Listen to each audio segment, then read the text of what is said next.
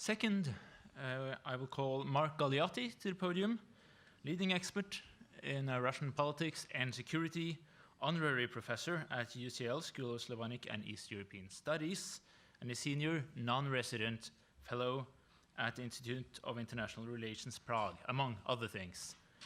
He is the author of a great many books, articles, and tons of commentaries. He got his own blog, In Moscow Shadows. And he always has a personal take on recent events in Russia. Among Galeotti's most recent books is We Need to Talk About Putin, which will be a subject of discussion tomorrow morning at NUPI.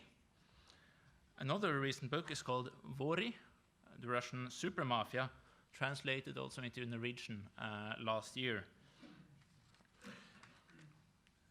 Mark Galeotti will share now his insight on a theme related to this second book, namely that of Russian organized crime and its relation to the Kremlin policy, home and abroad. Please.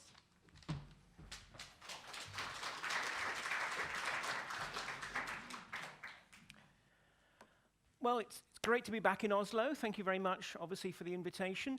Not thank you quite so much for being the very last person in the program when you're all thinking, can't we go home yet?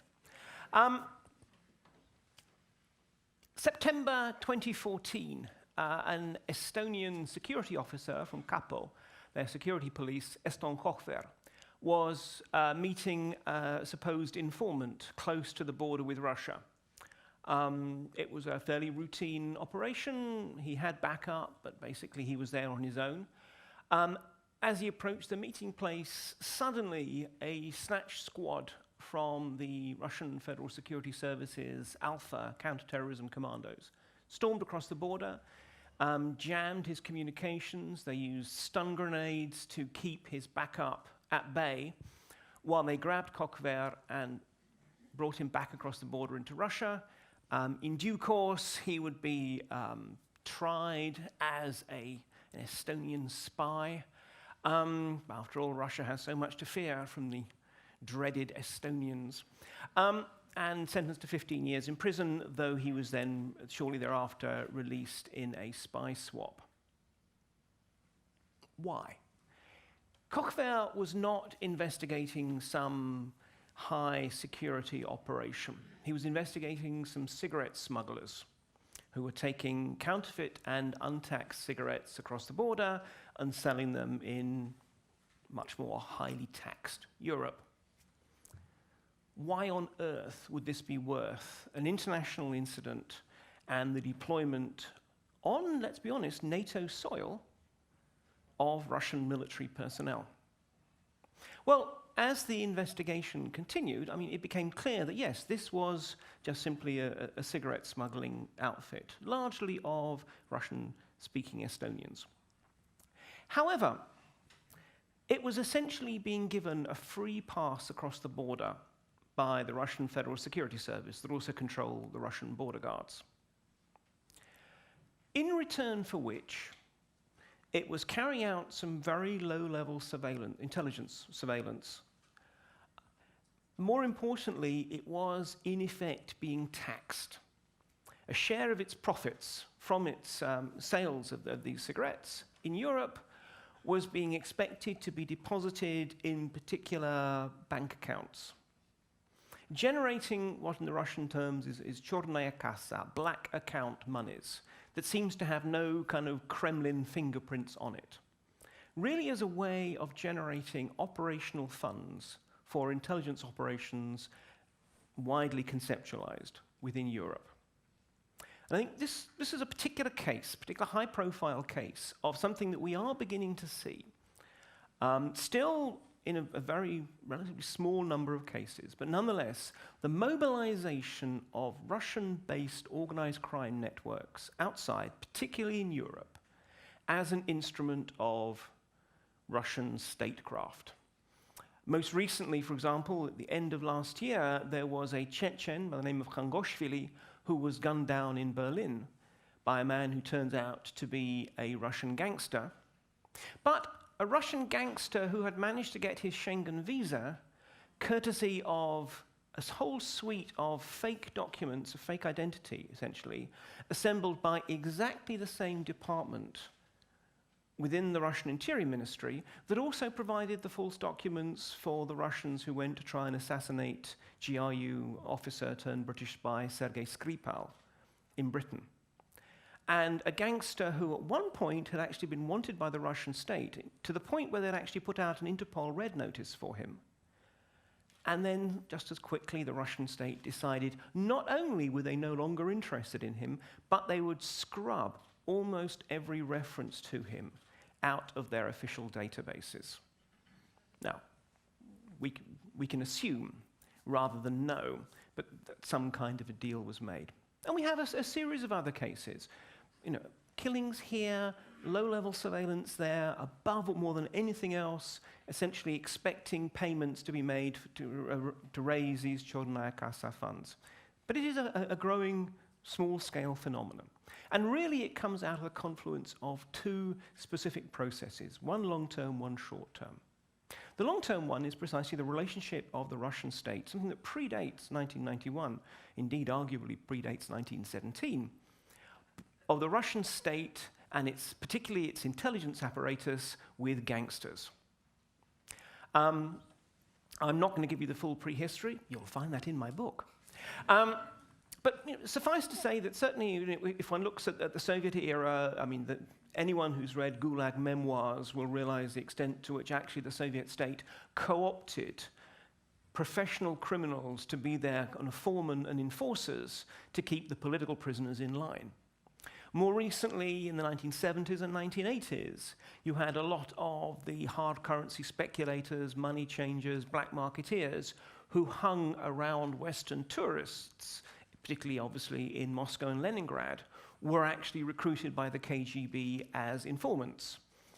They could continue their activities so long as they also passed information back to the KGB. Since 1991, we've again seen this alliance. Now look, there is sometimes this term used of Russia as a mafia state. I really dislike and find unhelpful that particular formulation, because it implies either the gangsters run the Kremlin or the Kremlin runs organized crime. Neither of that is true. There are obviously massive levels of corruption and embezzlement at the top level of the Russian system, and there are also relationships and understandings and deals, but it is not actually that this is a sort of a single organizational structure. Instead, what it reflects is the fact that the Russian state has basically taken it upon itself to set a series of parameters for how organized crime can operate. And as I said, this was until recently essentially proscriptive rather than prescriptive. In other words, it was don't do these things or there will be trouble, rather than we'd like you to do this. And that's the change between those two is an important one that I'll come to in a minute.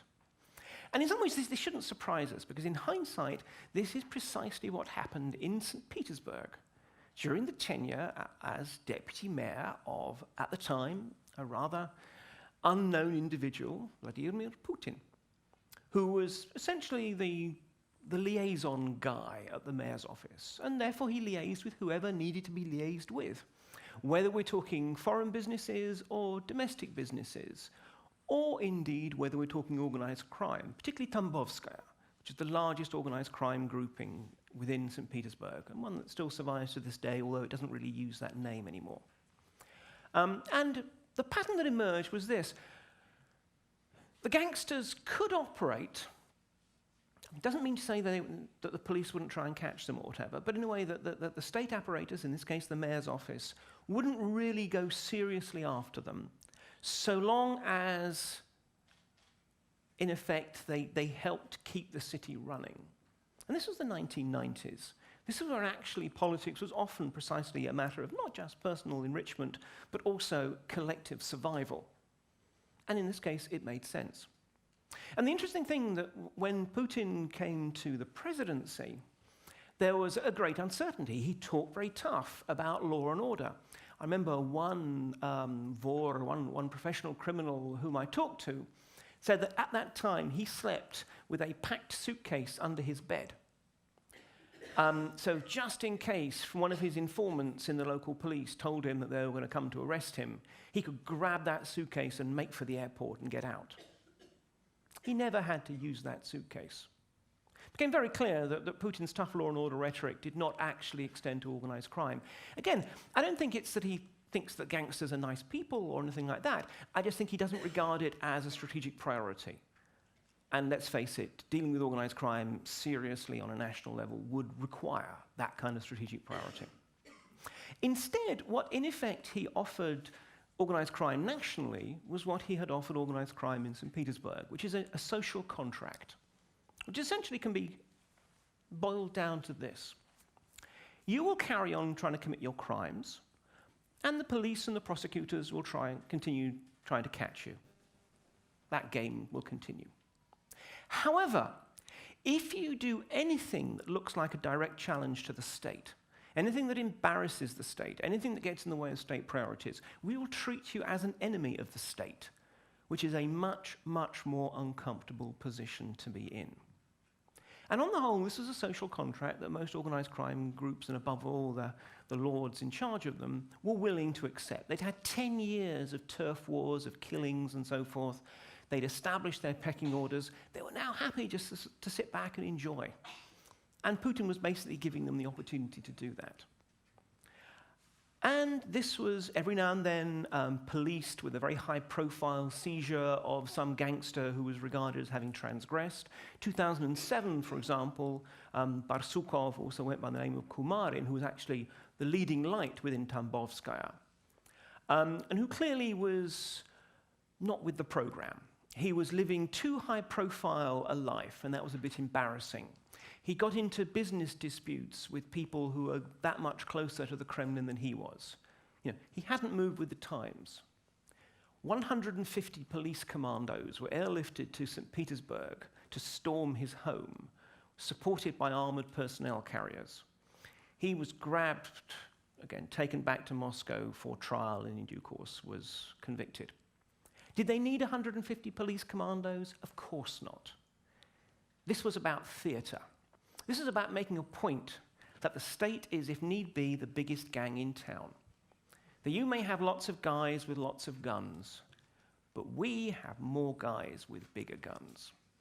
So every now and then, you find it also with, for example, the mayor of Makhachkala, who was also arrested in a similarly high-profile way. Every now and then, just to keep people sort of aware of the relationship, this was done. But as I said, this was largely prescriptive. The Chechen Bratva, the Chechen sort of criminal diaspora, was warned, don't get involved in supporting your cousins back home during the Second Chechen War, or else. They decided, on the whole, fair enough. More recently, with both the Sochi Winter Olympics and the World Cup, it was very clear there was a big charm offensive. They wanted all the foreign visitors to have a good time, so the word went out. That basically lay off them. If you're going to sell them drugs, make sure you sell them the drugs that you promise. Don't roll them and so forth. There was one particular guy in Moscow who ran a pickpocketing ring, who was brought in by the police. They picked him up and they said, this will be a good month for you and your guys to go on holiday. They went on holiday. But this last point, the extent to which actually this has moved beyond just simply a don't do this to a do that. And really what it reflects is the realities of the international situation since 2014. Russia regards itself, and we can debate the rights and the wrongs, but essentially to be fighting an existential political struggle for its sovereignty, for its position in the world, and for its unique cultural and political life. Against a West which it understands is vastly more powerful on almost every single objective index of power. European NATO has more troops than Russia, even without having to count a single American or Canadian, let alone the economic disparities. And as a result, we have the adoption of, I hate this term, hybrid war, asymmetric tactics, whatever, guerrilla geopolitics, whereby the Russians seek to move the center of conflict to the areas where they feel that they are strongest, or at least that the West is weakest. But also a mobilization state. Russia is not Stalinism, it's not North Korea. It is actually a country which still has terribly sort of vibrant independence within business, within civil society, and so forth. However, the Kremlin has decided that precisely because this is an existential struggle, in effect, the model of conscription can be applied. Everyone, every institution, any company, or indeed any criminal gang can at some point be metaphorically tapped on the shoulder and said, "We need you to do this for the motherland." And again, if we're talking about offers you can't refuse, this is a request you can't refuse. Because obviously to say no characterizes you as opposed to the motherland. And so this is what we're beginning to see. And as I said, I really want to keep this in context. I do not want to suggest that every Russian gangster is a sort of an auxiliary of the Russian intelligence state. Absolutely not. Any more than every Russian businessman is part of some kind of nefarious Kremlin scheme. The problem is, though, particularly for groups which essentially have their center of gravity still within Russia or depend on goods and services that are trafficked through Russia, in other words, anyone that, if need be, the Kremlin can lean on, any one of those can be activated. It's, for the Russian intelligence community, the gangsters are generally the last resort. They don't trust them, they're not professional, they're not efficient, you don't necessarily have the same security. But at times, the regulars are overstretched, or the gangsters have a particular skill or access. For example, there was a case of a Russian spy, one of the so-called illegals program in America, who had made it to Cyprus and then disappeared off the radar. People who know much more about this than me have suggested that actually it was a people trafficker. In other words, someone who was particularly skilled in getting people across borders without anyone knowing, who got him to Greece. And then, because Greece is basically a Russian intelligence playground, then, as it were, the Russian professionals took him over. So, in conclusion, what we have is a long tradition of the state suborning individual gangsters and individual gangs, usually for just very, very specific minor purposes, which has been rather turbocharged of late by the needs of the current Kremlin in fighting this, as I said, political war against the West, to basically be looking to any institutions that might help. And the particular concern for mine is this business of Chornaya Kassa monies. We're worried about disinformation. We're worried about destabilization and subversion. Now, that's not something the Kremlin can do directly itself. It's fairly obvious if all of a sudden the Kremlin starts writing checks to people. But on the other hand, by generating money, which can support all kinds of divisive activities, operations, and groups and individuals in the West, it actually does give the Kremlin opportunity to mess with us in a way that alarms me. I shall end there on that uplifting note.